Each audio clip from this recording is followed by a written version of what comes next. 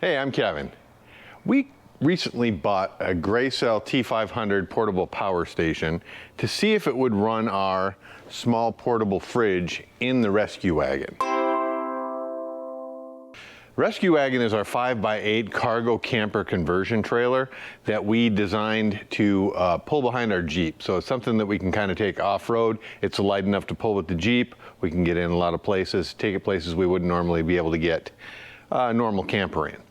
With our fridge, we want to be able to run our fridge on the portable power station, but we also want it to continually feed itself. Typically when we go places, we put frozen water bottles in the fridge, so when it's not running, it just keeps it cold in between stops. However, we're going to be doing a lot of boondocking as well.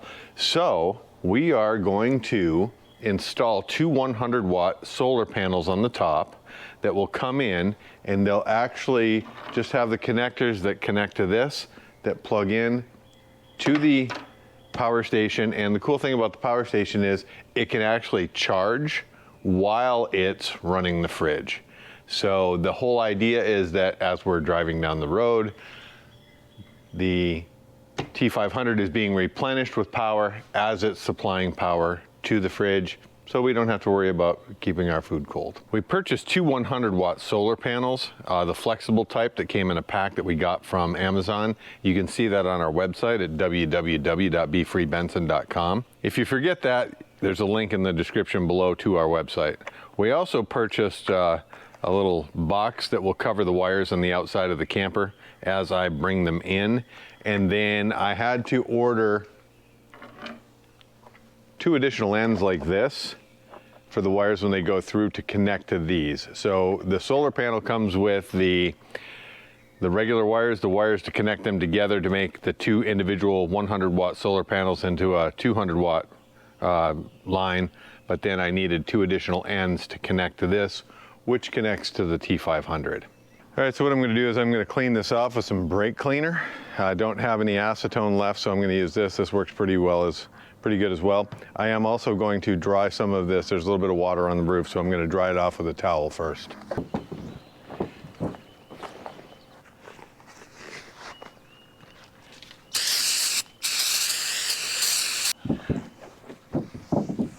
So the next thing I'm going to do is get a fresh rag. I'm going to go spray some brake cleaner on this, go into the house and wipe the panels in the house. I've got them laying out inside, and just to make sure that the back of those are clean.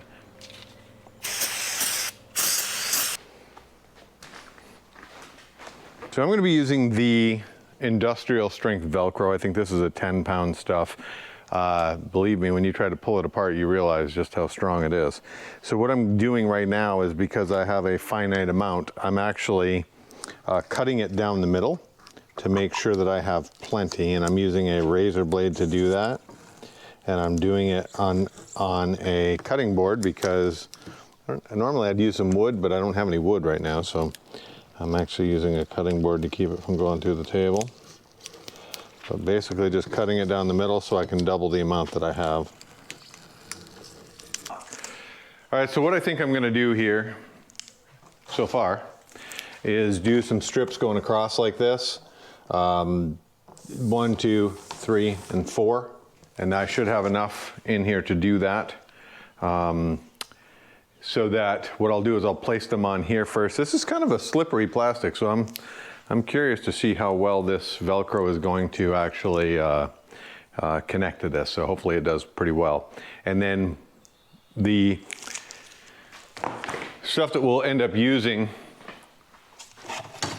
is the Eternabond tape around the outside, and we'll tape around the outer edge. And then I also have some aluminum duct tape that I'm going to use on the outer edge of this, because it really sticks to the metal stuff really well. What I did is I just measured my first distance and folded it up in equal distances, or very close to it, and just quick, easy way to have measurements without taking a lot of time doing it. Now, one of the things is, if you haven't dealt with this Velcro tape, the Velcro stuff before, the hardest part is actually just getting the backing off. All right, so we got the Velcro on, so the next step is going to be to lay the panels up and get them kind of situated where they're going to go.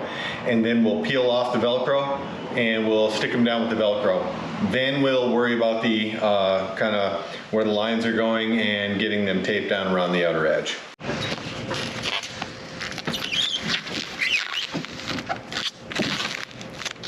Actually, what I'm going to do is I'm just going to eyeball it, because trying to get exact measurements really is not going to be that big a deal, because what I need is I need it to be able to where I can tape it. I've got the connectors that turn these from 2 individual 100 watts into 200 watts. So what I'm going to do here is just hook these up real quick just to make sure that I've got enough room for them to connect in. These two on this one. So yeah, I just want to make sure that I could reach all the wires to where they were going when needed.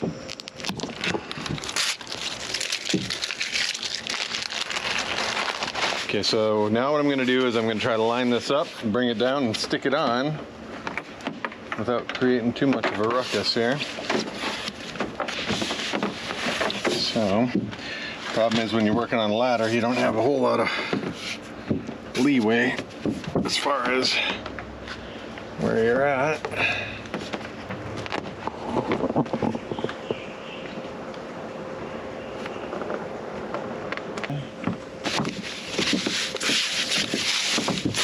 Alright, so now I'm going to go repeat the process on the other side here.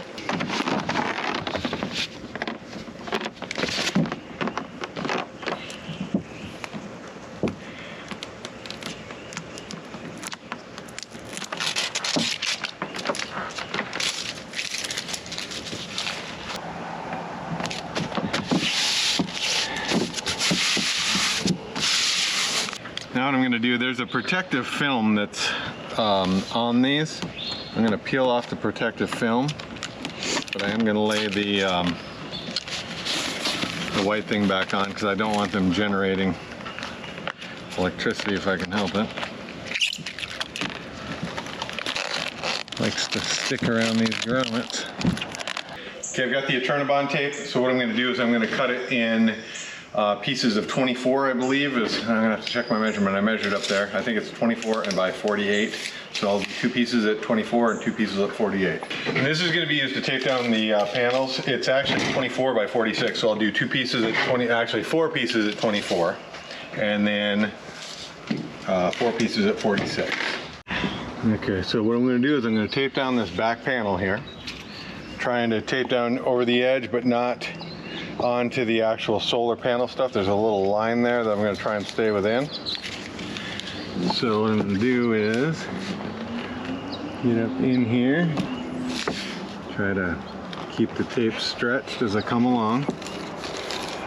And this Eternabond tape has like a piece that you have to pull to reveal the stickiness on it.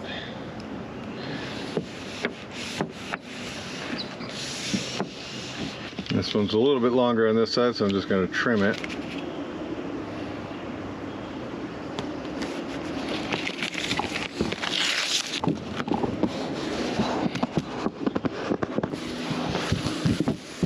Okay, so I am going to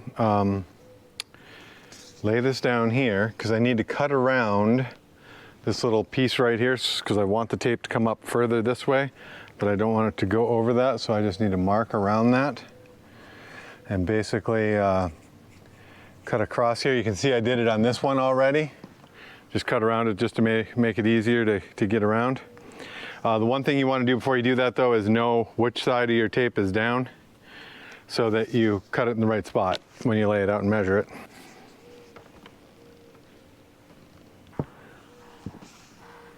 What I'm going to do is I don't like the fact that they have this silicone stuff here.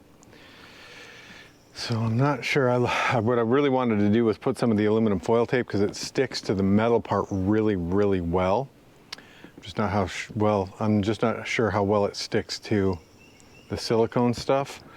So I'm gonna try and put it on there, and if it blows off, it blows off, but especially down the sides and stuff, if a panel started to come off, I think it would have enough grab to keep it from actually launching off. So now what I'm going to do is put foil tape over the edges so that I can get it to adhere to the metal pretty well as well. It's kind of going partially over the Eternabond tape and then partially onto the metal.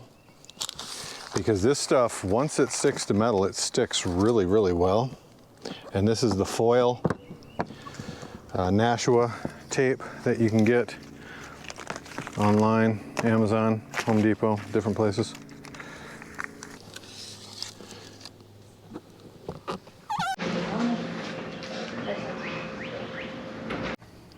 All right, so the next step is I'm going to drill a pilot hole through here, a small one, to see where it comes out, because you always want to start out small before you go big. So I'm just going to kind of put a little mark here on to start my drill with. I'm going to use my awl just to get a little spot to start my drill.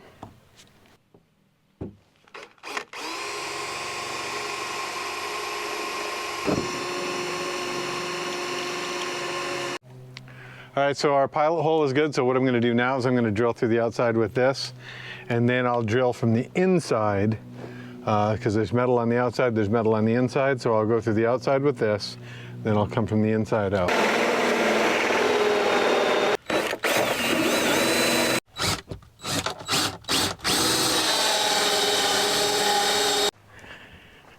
So we've got the solar panels installed, taped down on the roof.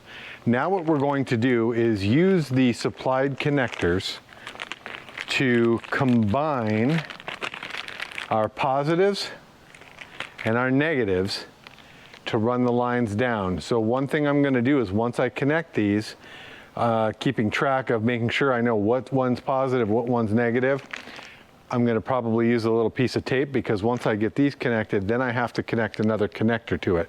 So I'm just going to have some wire hanging down. And in order to know what I'm dealing with, I really need to put something on it so I know what end it is, either positive or negative. So first thing I'm going to do is connect the negatives. So actually hand me that connector right there that you have. So I'm going to put a negative here and a negative here.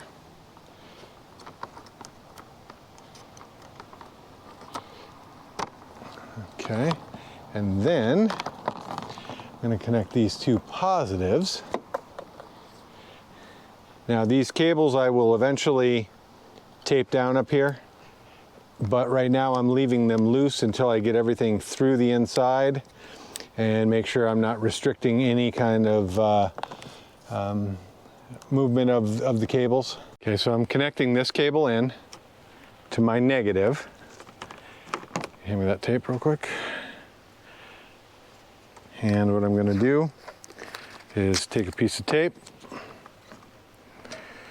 because once I have just this end, especially once I push it inside the camper, I'm going to have no idea which one it's connected to, and I don't want to have to keep double checking and doing all that stuff to figure it out. So I'm going to put a piece of tape on the end and put a minus sign on both sides. And then I'm going to connect the positive and do the same thing and put a plus sign on. Okay, so I'm going to connect this. And you can see up here, once I connect this, I'm going to have to do some adjusting of the wires and make sure they're secure. I'm actually really glad that I used this silver tape, because as much as this white tape holds onto the solar panel, I'm not sure how well it would have held without the silver really securing it down to the top. So that's what I'll be doing with these wires, is securing them with the silver duct, the aluminum duct tape. All right, so we drilled the hole for our wires to go through. So what I did, I ended up using a 1-inch outside diameter. So I ordered some grommets that I could use, and these are actually sealed. You actually have to cut your hole in them. So I'm going to put a little cut in the center of the X, both going both ways.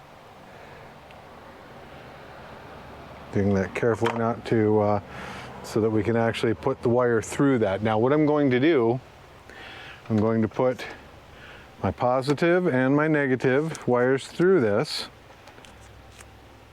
And before I do though, I need to actually, not yet, because I've got another thing I've got to put it through first. I ordered this fancy piece off Amazon that allows me to put wires in the bottom and then secure it tightly around them.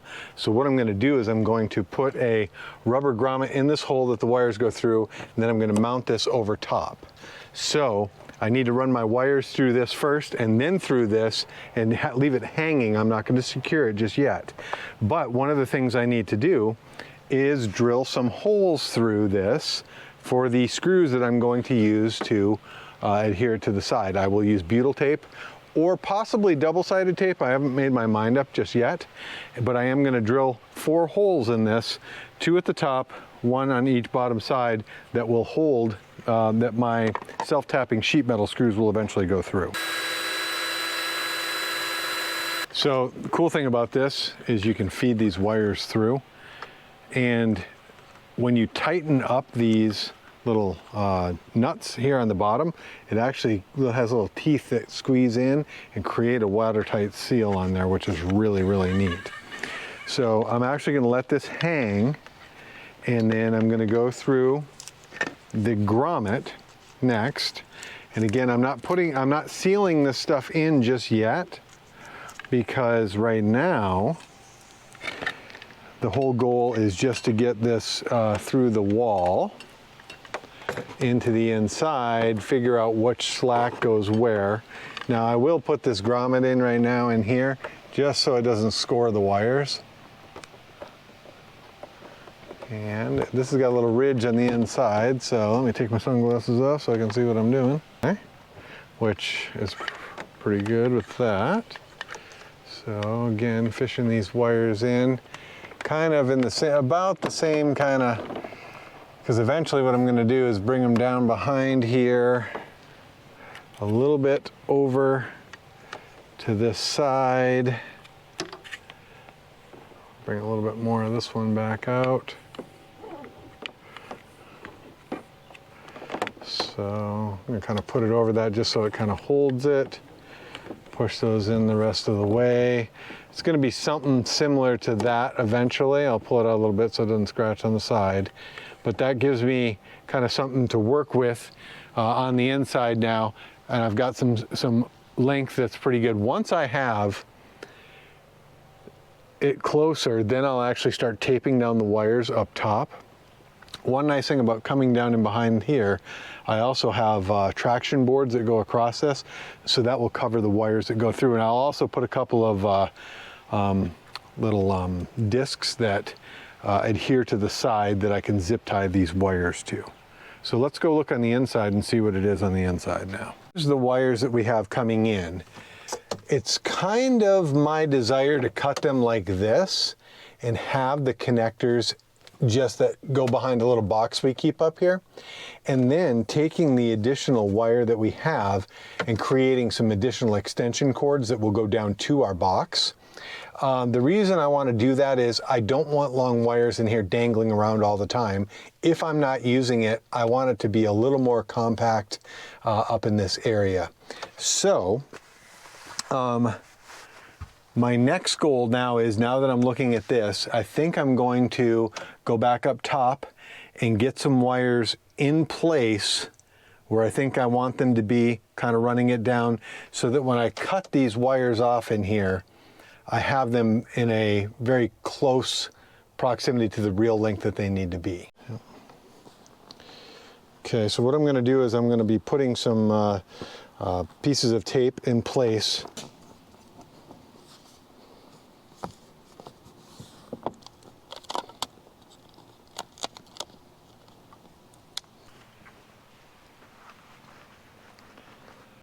Now that we've got the wire secured up there, what I'm going to do is I'm going to put a couple of zip ties around the lines as they come down, just to keep them together. And normally I have these little square discs that you can stick on and run wires through, and I can't find them right now. I can always put an additional one up there to hold it in place, but right now I'm just trying to get everything kind of in place correctly. So normally I would use, what do you call it? Butyl tape in behind everything, but I've got some double-sided sticky tape that I have left, and I really think I want to use that for this, because sometimes what you get is you get a little bit of weird little runoff from the butyl tape, and it just makes your trailer a lot harder to clean. I think I have enough of this. This is 3M tape. What I'm going to do is, if you try to cut this stuff with scissors, it does not work very well. So what I'm going to do is go over the edge, sticking off, because you can see I got a bad cut right there on that. And then over here, I'm going to put that on. Then what I'm going to do is I'm going to go get my razor knife. Kind of wishing I would have done this before I would have hung it off of here, because cutting this while it's hanging on here is not as easy to avoid cutting your fingers. This razor knife is actually for doing carpet, but they're super, super sharp, and you have 4 edges. You can flip this blade around and you have 4 edges on each one, and they do a really good job.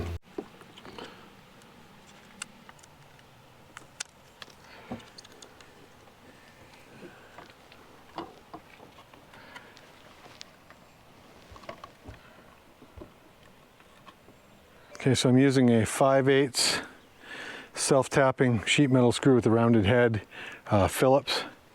And what I'm going to do is I'm just going to secure those in there, just enough to hold onto it. I'm going to slow my speed down a little bit here. And once you get these wires in there, you want to tighten these up, basically as tight as you can get them. And what they do is they actually tighten right up around the wires. And this will stay pretty well sealed anyway on its own. And gravity will, keep water from really going in there at any major rate. And plus, with the grommet that we have in there, it's pretty good too. But so I'm gonna. Oh, by the way, if you take a Sharpie, you can kind of color some of the heads of these screws, and it just helps them not be quite so obvious. Or if you have a little bit of black spray paint, you can use some black spray paint. Put it on a Q-tip, dab it on there. So that looks pretty good. And also, like I said, I have the big boards that go across here, so that's when I travel, it's underneath the boards too.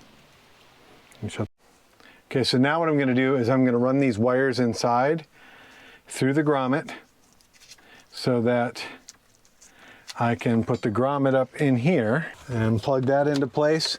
And then once I'm done doing that, then I'm going to trim my wires at about 6 inches.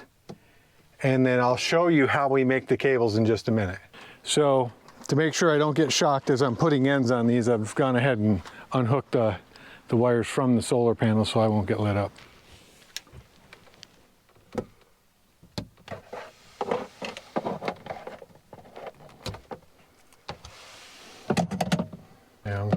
Okay, so I'm putting the end on the wire, and what I'm going to do is I'm going to crimp it using this specialized crimper that you can get off of Amazon.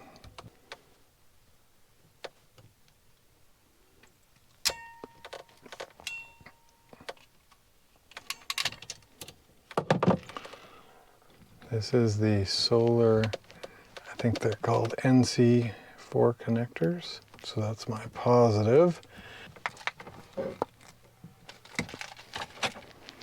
Yeah, these kits for these ends, I purchase extra. They come with these tool kits to tighten these up with. There's not enough ends in the kit to be able to have ends when you get in here.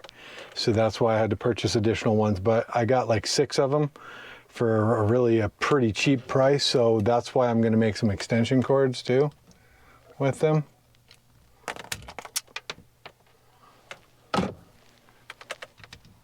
Okay. And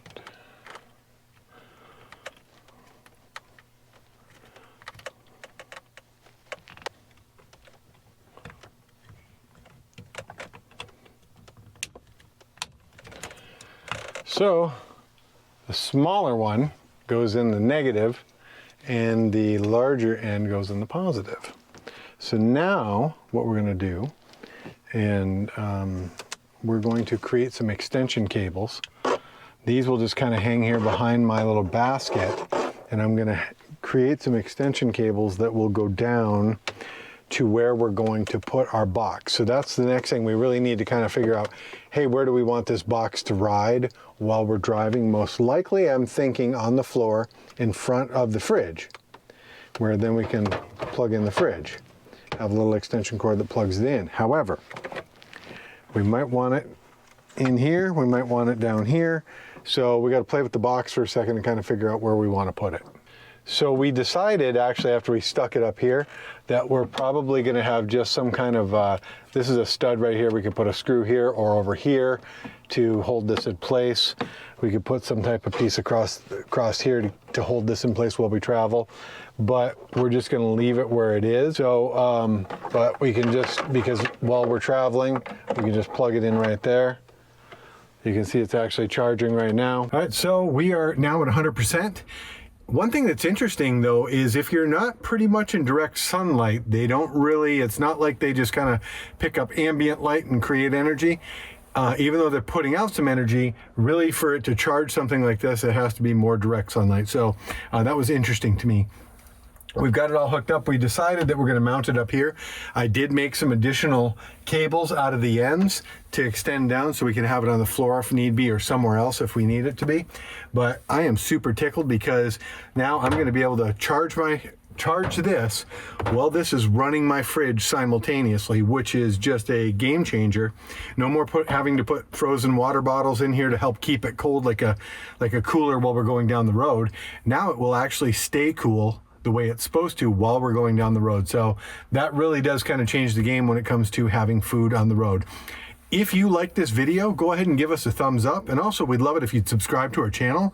Also, for tips, tricks, all the different things that kind of go along with what we do, check out our website. It's www.befreebenson.com. There you can find all kinds of stuff. You can find all the things we've used, all the links to all the products.